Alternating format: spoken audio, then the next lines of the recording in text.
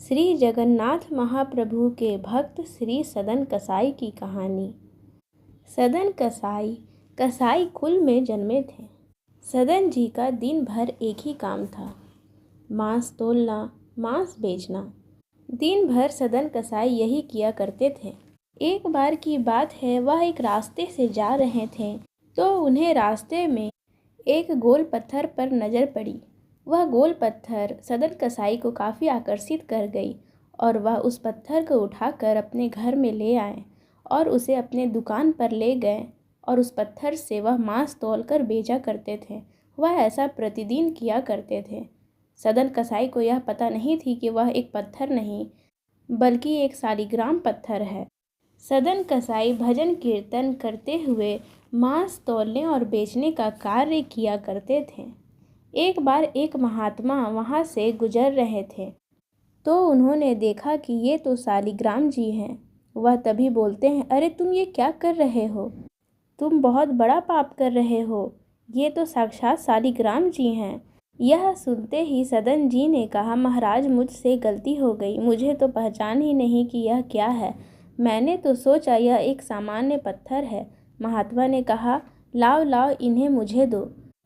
और महात्मा ने उस शालिग्राम पत्थर को ले लिया और महात्मा ने उसे ले जाकर अपने घर में शुद्ध नदियों के जल से स्नान कराया और पंचामृत से भी स्नान कराया और इत्र लगाया, चंदन लगाया, चांदी के सिंहासन पर बिठाया और उन पर माला चढ़ाई। ठाकुर जी का कीर्तन किया, खीर बनाकर भोग लगाया। भगवान शालिग्राम के सामने खूब रोए महात्मा और बोले, नाथ आप भी कहाँ एक कसाई के यहाँ बैठे थे, अब आप यहीं प्रेम से विराजो। ठाकुर जी विराज गए। रात्रि को महात्मा के सपने में आए और सपने आते ही बोले कि सुनो, सुबह होते ही हमको सदन कसाई के पास छोड़ कर आओ। महात्मा बोले, महाप्रभु मांस बेचता है, वो आपको भार की तरह उपयोग करता है। एक पलड़े में मांस रखता है और दूसरे में आपको। आप क्या करोगे वहाँ जाकर? ठाकुर जी कहते हैं, हम जितना कह रहे हैं उतना करो बस। महात्मा बोले, नाथ ये तो वेद विरुद्ध, शास्त्र विरुद्ध हो जाएगा। मैं आपको कैसे वहाँ छोड़ सकता हूँ? प्रभु आपको वहाँ क्या सुख मिल रहा है? वो शुद्ध नहीं, पवित्र नहीं, वह स्थान अच्छा नहीं।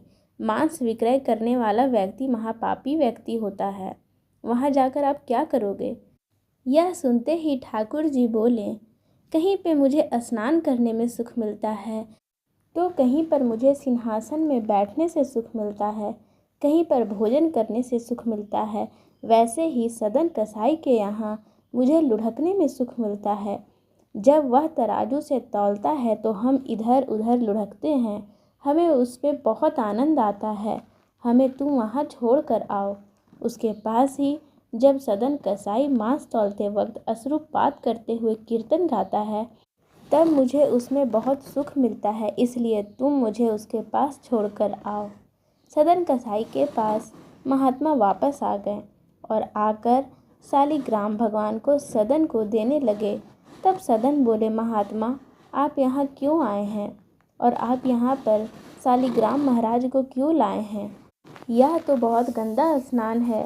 ठाकुर महाराज यहाँ कैसे रह सकते हैं? तब उस पर महात्मा जी बोले, धरो इन्हें अपने पास। ठाकुर जी रात को स्वप्न में आकर कह रहे थे, इन्हें तो तुम्हारे संग ही रहना है। ये सुनते ही सदन कसाई जी के हाथ पैर कांपने लगे, नेत्रों से अश्रु बहने लगे और वह जोर जोर से रोने लगे। सदन कसाई मन में विचार करने लगे, मैं इतना पापी, इतना गंदा इंसान, और ये ठाकुर जी मुझसे मिलने के लिए मेरे पास चले आए। क्या मैं इनके लिए इतना भी नहीं कर सकता कि ये दूषित काम ना करूं? ज़्यादा से ज़्यादा क्या होगा, मुझे भोजन ही नहीं मिलेगा, मैं धन ही नहीं कमा पाऊँगा, पर मेरे 7 शालिग्राम तो हैं। मैं अपने प्रभु के लिए इतना नहीं कर सकता? ठाकुर जी मुझसे मिलने के लिए इतने व्याकुल हो रहे हैं, मैं उनके लिए इतना तो कर ही सकता हूँ। उसी समय सदन कसाई जी ने अपनी दुकान बेच दी, सब काम बंद कर दिए और बस अपने ठाकुर जी के लिए जीवन जीने लगे। आप मुझसे मिलने के लिए तड़प रहे थे प्रभु, अब मैं तड़पूंगा आपसे मिलने के लिए, मैं आऊँगा आपसे मिलने के लिए। और निकल पड़े सदन कसाई जगन्नाथपुरी की ओर। पूछा लोगों से, कहाँ है पुरी? लोगों ने दिशा बताई और सदन चल दिए पुरी की ओर। मार्ग पर चलते हुए संध्या के समय सदन जी एक गांव में एक गृहस्थ के घर भिक्षा के लिए पहुँचे। घर में 2 व्यक्ति थे, एक पुरुष और एक स्त्री। स्त्री सदन जी के उस स्वस्थ, सुंदर और सबल पुरुष पर मोहित हो गई। आधी रात के समय सदन जी के पास गई और अनेक प्रकार की अशिष्ट चेष्टाएं चाहने लगी। देखकर सदन जी ने हाथ जोड़कर कहा, तुम मेरी माँ हो, अपने बच्चे की परीक्षा मत लो माँ, मुझे तुम्हारा आशीर्वाद चाहिए। तुम्हारे पति होते हुए तुम किसी और पुरुष पर दृष्टि रखती हो माँ, ये ठीक नहीं।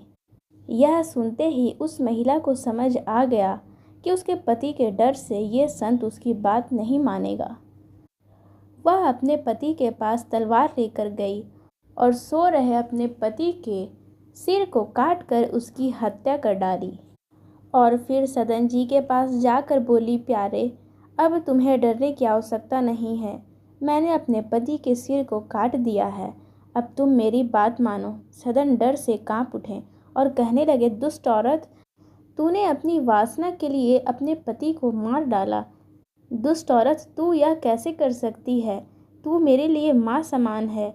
इतनी गंदी सोच अपने मन में तू ला कैसे सकती है? तेरी सोच कभी सच नहीं होगी। यह सुन उस महिला को लगा कि अब मेरी बात यह नहीं मानेगा, तो वह द्वार पर आकर छाती पीटने लगी और रोने लगी। लोग उसका रोना सुनकर एकत्र हो गए। उस औरत ने कहा, इस यात्री ने मेरे पति को मार दिया है और यह मेरे साथ गलत चेष्टा करने की कोशिश कर रहा था। उस औरत ने भक्त सदन को कई तरह से बदनाम किया। कुछ लोगों ने उसे मारा भी, लेकिन सदन ने कोई स्पष्टीकरण नहीं दिया। मामला वहाँ के राजा के पास पहुँच गया। सदन वास्तविकता में अपने प्रभु की लीला देख रहे थे, इसलिए अपराध ना करने पर भी अपराध स्वीकार कर लिया। राजा के आदेश के बाद उनके दोनों हाथों को काट दिया गया। सदन के हाथ कट गए और रक्त की धारा बहने लगी और सदन को दंड मिलने के बाद उसे छोड़ दिया गया।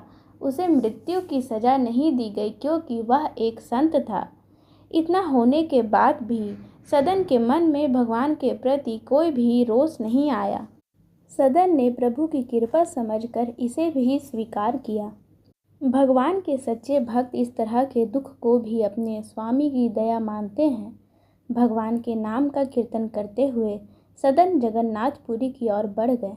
वहाँ पुरी में भगवान ने पुजारी को सपने में आदेश दिया कि मेरा भक्त सदन मेरे पास आ रहा है, उसके हाथ कट गए हैं, पालकी लेकर जाओ और उसे आदरपूर्वक ले आओ।